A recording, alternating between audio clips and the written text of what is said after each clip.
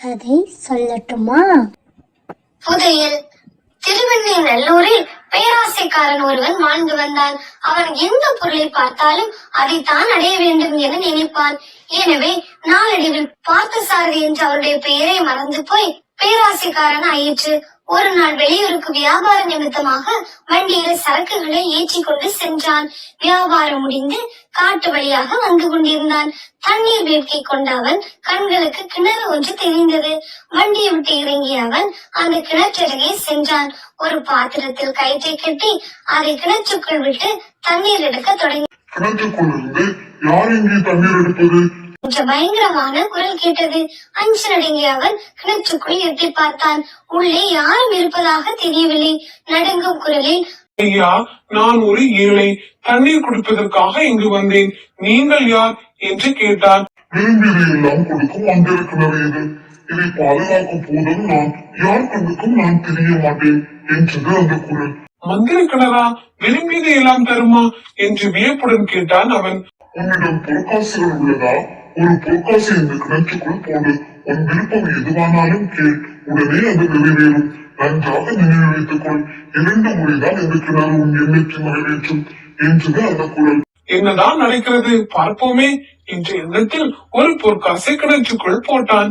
விலை உயர்ந்த நகைகளாலும் பொற்காசுகளாலும் என் வண்டி நிரம்ப வேண்டும் என்றான் அவன். ஒரு நொடிக்குள் அவன் வண்டி பொற்காசுகளாலும் நகைகளாலும் நிரம்பி இருந்தது. இதை பார்த்து வியப்படைந்தான் அவன். ஏராளமான செல்வம் கிடைத்து விட்டது. இந்த நாட்டிலேயே பெரும் செல்வன் நான் தான் என்று மகிழ்ச்சியுடன் சொல்லிக் கொண்டே வண்டியில் அமர்ந்தான். ஐயோ, காட்டு வழியாக செல்ல வேண்டுமே, வழியில் திருடர்கள் இருப்பார்களே, அவர்கள் இந்த நகைகளையும் பொற்காசுகளையும் கைப்பற்றிக் கொள்வார்களே, என்ன செய்வது என்று சிந்தித்தான். நல்ல வழி ஒன்று அவனுக்கு தோன்றியது. கிணற்றருகே வந்தவன் தன்னிடமிருந்து 2வது பொற்காசையும் அதற்குள் போட்டான். உனக்கு என்ன வேண்டும் என்று உள்ளிருந்து குரல் கேட்டது. வண்டியில் இருக்கும் நகைகளும் பொற்காசுகளும் என் கண்களுக்கு மட்டும் தெரிய வேண்டும், பிறர் கண்களுக்கு தெரியக்கூடாது என்று கேட்டான். அப்படியே ஆகட்டும் என்று குரல் வந்தது. வண்டியை ஓட்டிக்கொண்டு புறப்பட்டான். எதிரே திருடர்கள் சிலர் வந்தனர். அவர்கள் கண்களுக்கு வண்டியில் இருந்த நகைகளும் பொற்காசுகளும் தெரியவில்லை. தன் அறிவு கூர்மையை மெச்சிக் கொண்டான் பேராசைக்காரன். மகிழ்ச்சியுடன் தன் வீட்டை அடைந்தான். வீட்டுக்குள் ஓடினான்.